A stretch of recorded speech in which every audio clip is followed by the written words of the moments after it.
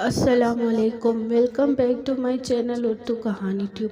دوستوں، میں آج آپ کے لیے پراسرار فارم ہاؤس کا واقعہ حصہ لے کر آپ کی خدمت میں حاضر ہوئی ہوں۔ لیکن اپنی کہانی شروع کرنے سے پہلے آپ سب سے گزارش ہے، اگر آپ نے ہمارے چینل کو اب تک سبسکرائب نہیں کیا تو پلیز سبسکرائب کر دیں اور ساتھ میں لگے بیل آئیکن کے بٹن کو بھی آن کر دیں تاکہ ہماری ہر نیو آنے والی ویڈیو کی نوٹیفیکیشن آپ کو بر وقت ملتی رہے۔ شکریہ۔ مجھے ایسا محسوس ہوا جیسے میرے جسم میں جان نہ رہی ہو۔ میں نے پلٹ کر دروازے کی طرف بڑھنا چاہا تو مجھے لگا جیسے میرے قدم من من کر کے ہو چکے ہوں۔ تبھی میں نے اسے شیڈ سے اترتے دیکھا۔ میں نے جسم کا پورا زور صرف کرتے ہوئے خود کو دروازے کی طرف دھکیلا اور دروازے سے ٹکرائی۔ دروازہ کھل گیا اور میں ایسے زمین پہ گر گئی کہ میرا آدھا جسم کمرے میں اور آدھا گیلری میں تھا۔ تب بھی مجھے کسی نے بازو سے پکڑ کے جھٹکے سے اپنی طرف کھینچ لیا اور میرے حلق سے چیخ نکل گئی، "بیٹا گھبراؤ نہیں، یہ میں ہوں۔" میرے کانوں میں چاچو کی آواز پڑی اور میری جان میں جان آئی۔ چاچو نہ جانے کب اوپر آئے تھے اور انہوں نے مجھے دروازے سے باہر گرتے دیکھا تو بازو سے پکڑ کے باہر اپنی طرف کھینچ لیا۔ اب چاچو کی نظریں اسٹور کے اندر کا جائزہ لے رہی تھیں اور اب ان کے چہرے پہ خوف و فکر کے ملے جلے تاثرات تھے۔ "بیٹا، میرے ساتھ آؤ، مجھے تم سے کچھ بات کرنی ہے۔" چچا نے میرا ہاتھ پکڑ کے مجھے نیچے کی جانب لے جاتے کہا اور میں دوڑی سہمی ان کے ساتھ چل پڑی۔ چاچو مجھے ساتھ لیتے ہوئے واپس پہلی منزل پہ آئے اور باہر صحن کی طرف چل دیے۔ "بیٹا، بھلے ہی آپ ابھی بہت چھوٹی ہو، لیکن جو کچھ میں بتا رہا ہوں اسے غور سے سننا اور ذہن نشین کر لینا، کیونکہ معاملہ تمہاری زندگی اور سلامتی کا ہے۔ آج سے 50 سال پہلے یہ فارم ہاؤس تمہارے دادا نے ایک اجنبی شخص سے خریدا تھا۔ وہ شخص اتنی کم قیمت میں فارم ہاؤس فروخت کر رہا تھا کہ اتنی قیمت میں اس دور میں بمشکل 10 مرلے کا ایک گھر ہی خریدا جا سکتا تھا، اور اس کی وجہ سے ہمیں کئی سال بعد سمجھ آئی۔ جیسے ہی میں 17 سال کا ہوا، بابا نے مجھے بھی اپنے ساتھ فارم کے کام پہ لگا دیا۔ اس فارم پہ مجھے ہمیشہ ایک عجیب سا احساس رہتا ہے، ایسے جیسے مجھے ہر وقت کوئی دیکھ رہا ہو۔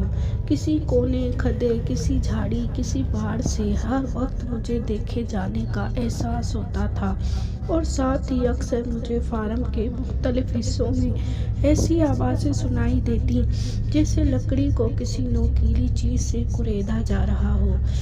شروع میں تو میں یہی سمجھتا رہا کہ یہ آوازیں چوہوں یا چچوندروں کے لکڑی کے تختوں پر بھاگنے دوڑنے کی آوازیں ہیں، لیکن گزرتے وقت دنوں کے ساتھ ان آوازوں میں بھی شدت آتی رہی اور اس عجیب و غریب بے معنی احساس میں بھی۔ پورا دن فارم پہ کام کرتے وقت مجھے ان آوازوں سے بری طرح سے کوفت ہوتی اور کام میں خلل آتا تھا۔ میں نے بابا سے اس بارے میں بات کی، لیکن انہوں نے ایسی کوئی آواز سنائی دینے سے یکسر انکار کر دیا اور یہ کہا کہ ایسی آوازیں چوہوں اور گلہریوں کی ہی ہو سکتی ہیں۔ ایک روز میں مویشیوں کے احاطے میں بھوسے والے ہٹ میں صرف مصروف تھا کہ دائیں طرف کی دیوار میں سے وہی کھرجنے کی آوازیں سنائی دینے لگیں، اور حسب معمول جب شروع ہوئیں تو جیسے رکنے کا نام ہی نہیں لے رہی تھیں۔ اس روز پہلے ہی میری طبیعت ناساز اور موڈ خراب تھا، اوپر سے ان آوازوں نے جیسے میری زندگی اجیرن کر رکھی تھی۔ اس دن میں نے فیصلہ کیا کہ ان آوازوں کا منبع پتہ کر کے ہی رہوں گا۔ میں فوراً آوازوں کے شیڈ تک گیا اور وہاں سے ایک آہنی ہتھوڑا نکال لایا اور دیواروں پر جہاں سے آوازیں ابھر رہی تھیں اس جگہ پوری طاقت سے ہتھوڑے کے کئی وار کیے۔ लकड़ी से बनी दीवार कुछ देर में ही टूट गई और उसके अंदर से कोई चीज़ मेरे कदमों में आ गिरी। मैंने देखा तो मुझे हैरत और खौफ का शदीद धचका लगा। वो एक लाश थी जिसका सारा गोश्त गल सड़ चुका था। वो देखने में इंतहाई करीहा और बदशक्ल मालूम हो रही थी, मगर दीवार के अंदर वो लाश आई कहाँ से? यकीनन जिस शख्स ने इसको कत्ल किया होगा, उसने हट तामीर करते वक्त लकड़ी की 2 परतों के दरमियान इसे फंसाकर कीलों के जरिए इस दीवार में चुन दिया गया होगा। मैं भागता हुआ घर वापस गया और बाबा को लाश की बरामदगी की इत्तला की। बाबा ने घबराहट में फिलफौर पुलिस को इत्तला कर दी। जब पुलिस एहलकार फार्म पर पहुंचे और हमने इन्हें लाश दिखाई तो ड्यूटी पर मौजूद इंस्पेक्टर ने लाश की जांच करते हुए कहा कि ये लाश कम से कम 50 साल पुरानी है। पुलिस ने ज़रूर कानूनी कार्रवाई करने के बाद लाश को तहवील में लिया और सरकारी सर्द खाने तक पहुंचा दिया। पुलिस ने हमसे फार्म के साबिक मालिक से मुतल्लक कवायद तलब किए और बाबा ने इन्हें फार्म की फ़रोख्त की दस्तावेज़ात फराहम कर दी। इसके बाद मुख्तसर ये कि लाश के पोस्टमार्टम के बाद इतना ही मालूम हो पाया कि वो लाश एक नौजवान औरत की थी और इसके मरने की मुमकिना वजह दम घुटना हो सकती है। बकौल डॉक्टर्स इस औरत को यकीनन बेहोशी की हालत में ही दीवार में चुन दिया गया होगा और होश में आने पर इसने घबराहट में दीवार से निकलने की बहुत कोशिश की होगी, बहुत हाथ चलाए होंगे मगर ना निकल सकी और दम घुटने से एक भयानक अज़ियतनाक मौत का शिकार हो गई। उसके चंद दिन बाद वो पुरस्कार लाश सर्द खाने से गायब हो गई और पुलिस को फार्म के साबिक मालिक का भी कोई सुराग ना मिल सका। लेकिन चंद रोज़ बाद फिर से फार्म में वही लकड़ी कुरेदने की आवाज़ें आना शुरू हो गई। और बेटा, फिर शायद ही ऐसा कोई दिन हो कि मैंने इस मकरू लाश को फार्म में कहीं किसी कोने किसी कमरे में दीवार कुरेदते ना देखा हो।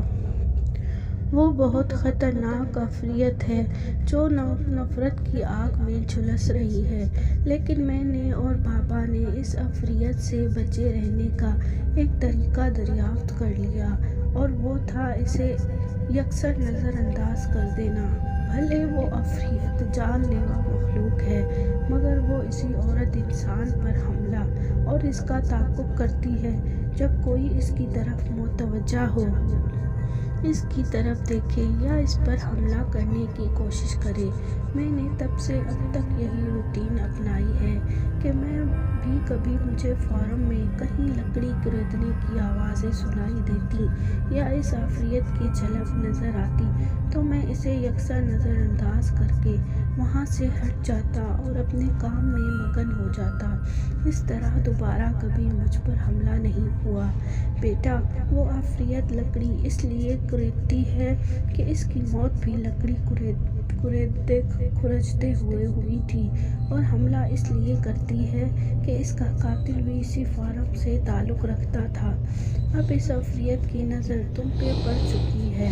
वो आसानी से तुम्हारा पीछा नहीं छोड़ेगी। शायद वो तुम्हारे घर और स्कूल तक भी तुम्हारा ताक़ुब करे, लेकिन ये ताक़ुब ज़्यादा लंबे अरसे नहीं चलेगा। अगर तुमने इसे मुसलसल नज़रअंदाज करने की आदत अपना ली तो। लेकिन ऐसा करना शायद तुम्हारे लिए कहीं ज़्यादा मुश्किल हो क्योंकि एक तो तुम लड़की हो और दूसरा कम उम्र हो। चाचू बोलते जा रहे थे और मैं खामोशी से सुनती जा रही थी। मुझे ये सब एक भयानक ख्वाब जैसा लग रहा था और मैं उस वक्त को कोस रही थी जब मैंने इस मनहूस फार्म हाउस में कदम रखा था। साथ ही मैंने दिल में यह फैसला कर लिया कि अब कभी चाचू के यहाँ नहीं जाऊंगी। वो छोटा सा एडवेंचर मेरे लिए ज़िंदगी मौत का मसला बन चुका था। उस शाम हम घर वापस लौट आए और तभी से मेरे लिए खौफ व वहशत का नया दौर शुरू हो गया। उस रात मैंने हस्बे मामूल होमवर्क मुकम्मल करने के बाद میں نے اگلے دن کے لیے اسکول بیگ تیار کیا اور سونے کے لیے لیٹی۔ ابھی کمبل اوڑھا ہی تھا کہ مجھے ایسی آوازیں سنائی دی جیسے کوئی میرے بیڈ روم کے دروازے کو باہر سے کھرچ رہا ہو۔ ساتھ ہی مجھے ایسی آوازیں سنائی دینے لگیں کہ جیسے کوئی کھڑکی کے شیشے پر انگلی سے دستک دے رہا ہو۔ میں نے چاچو کی ہدایت پر عمل کرتے ہوئے سختی سے آنکھیں بھینچ لی اور کمبل کو خوب اچھی طرح اپنے گرد لپیٹ لیا اور آیت الکرسی کا ورد کرتے ہوئے سونے کی کوشش کرنے لگی۔ کافی دیر تک وہ مکروہ آوازیں سنتے سنتے میری آنکھ لگ گئی۔ خواب میں نے دیکھا کہ میں پتھروں سے بھری ایک نیم تاریک وادی میں ننگے پاؤں بھاگ رہی ہوں اور وہی خونی عفریت میرا پیچھا کر رہی ہے۔ نوکیلے پتھر لگنے سے میرے پاؤں زخمی ہو رہے تھے اور ان سے خون بہتا ہوا زمین پر میرے قدموں کے نشان بنا رہا ہے۔ اچانک ایک پتھر سے ٹھوکر لگتی ہے اور میں منہ کے بل گر جاتی ہوں۔ آن کے آن میں وہ عفریت میرے سر پر پہنچ جاتی ہے اور اپنے نوکیلے پنجوں سے میرے جسم کا ایک ایک عضو ادھیڑ کے رکھ دیتی ہے۔ یہ خواب دیکھ کے خوف کے مارے میری آنکھ کھل گئی۔ میں پسینے میں شرابور تھی اور میرا جسم بری طرح سے کانپ رہا تھا۔ مجھے یہ بات گھر میں سب سے چھپا کر بھی رکھی ہوگی۔ چاہیے جو کچھ بھی ہو جائے، میں کبھی نہیں چاہوں گی کہ وہ عفریت میرے گھر میں کسی اور پر بھی مسلط ہو جائے۔ میں نے جاگتے ہی سوچا۔ اس کے بعد سے یہ معمول بنتا چلا گیا۔ مجھے گھر، اسکول، کار، ہر جگہ اس بلا کی کھرچنے کی آوازیں سنائی دیتی اور چند مرتبہ تو اس کی جھلک بھی دکھائی دی، لیکن میں نے ہر مرتبہ دل پہ جبر کر کے اسے نظر انداز کرنا جاری رکھا۔ تاہم اس سے میری صحت پر بہت برے اثرات مرتب ہوئے۔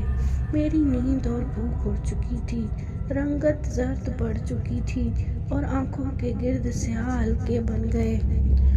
میں اسکول کے کام میں کمزور ہونا شروع ہو گئی اور میرے گریڈز میں بھی کمی آنے لگی۔ اس سب صورتحال پر میرے والدین بہت پریشان تھے اور یکے بعد دیگرے کئی ڈاکٹرز اور اسپیشلسٹس میرا معائنہ بھی کروایا گیا، تاہم کسی بھی مرض کی تشخیص نہ ہو پائی، بلکہ مجھے تو ڈاکٹر کے کلینک اور ہاسٹلس میں بھی وہی منحوس کھرچنے کی آواز ہی سنائی دیتی۔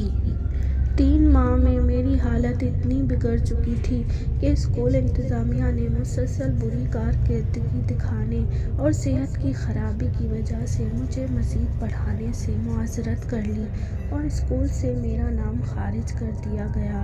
دوسری طرف اب میں اتنی کمزور ہوتی جا رہی تھی کہ مجھے ہاسپٹلائز کیے بغیر اور کوئی چارہ نہ تھا اور یوں مجھے شہر کے ہاسپٹلز کے معیاری اور اچھے ہاسپٹل میں ایڈمٹ کر دیا گیا۔ میرے پورے خاندان پر میری وجہ سے پریشانی اور تکلیف کا دور شروع ہو چکا تھا اور مجھے اس بات کی بھی الگ شرمندگی تھی، لیکن پھر ایک دن مجھے وہ آواز نہ سنائی دی۔ پورے 24 گھنٹے گزر گئے اور وہ منحوس آواز نہ سنائی دی۔ پھر سے کیا میری تکلیف کے اختتام کا وقت آن پہنچا ہے؟ کیا وہ عفریت میرا پیچھا چھوڑ چکی ہے یا پھر میں اب موت کے اتنے قریب ہوں کہ مزید کوئی خوف مجھے تکلیف نہیں دے پا رہا؟ اگلے روز میں نے سوچا، لیکن 3 دن گزر گئے اور مجھے پھر وہ آواز دوبارہ نہ سنائی دی اور میری طبیعت پھر سے بحال ہو گئی۔ اب اس واقعے کو 10 سال کا طویل عرصہ بیت چکا ہے اور اس دن کے بعد نہ تو مجھے کبھی ایسی کوئی آواز سنائی دی اور نہ ہی کبھی اس مکروہ عفریت سے سامنا ہوا۔ جس دن سے مجھے وہ آوازیں آنا بند ہوئی تھیں، اس دن سے میری طبیعت بھی سنبھلنا شروع ہو گئی تھی اور مزید 1 ہفتہ ہاسپٹل میں گزارنے کے بعد مجھے صحت بہتر ہونے ہو جانے پر ڈسچارج کر دیا گیا تھا۔ اس کے بعد میں کبھی چاچو کے ہاں نہیں گئی اور تو اور میں نے دوبارہ اس اسکول میں بھی ایڈمیشن لینے کی کوشش نہ کی جس سے میری تلخ یادیں وابستہ تھیں۔ मुझे इससे भी अच्छे और मयारी स्कूल में बआसानी एडमिशन मिल गया था और अब 10 साल बाद मैं एक प्राइस क्वेटर की हैसियत से अपनी अमली ज़िंदगी आगाज़ कर रही थी। चाचू ने 1 साल कबल अपना फार्म और घर किसी कंस्ट्रक्शन कंपनी को अच्छे दामों फ़रोख्त कर दिया, जिन्होंने फार्म को मस्मार करके फार्म और इसके इर्द गिर्द की वसी ज़मीन पर एक हाउसिंग सोसाइटी की बुनियाद रख दी। चाचू ने और हमारे ही शहर में एक घर और चंद दुकानें खरीद ली थी। बकौल इनके इस उम्र में मुझसे अब ज़्यादा मेहनत वाला काम नहीं होता। मुझे इस कंपनी, इसके कारकुनान और इस हाउसिंग सोसाइटी में कुछ अरसे बाद मकान ख़रीदने वालों से दिली हमदर्दी हो रही थी, क्योंकि वो सब नहीं जानते कि हम बहुत जल्द उनके साथ क्या कुछ होने जा रहा है, वही सब कुछ जो मेरे साथ हुआ था। अल्लाह उन सब की हिफाजत करे। तो दोस्तों, कैसी लगी आपको ये कहानी? कमेंट बॉक्स में ज़रूर बताइएगा। शुक्रिया।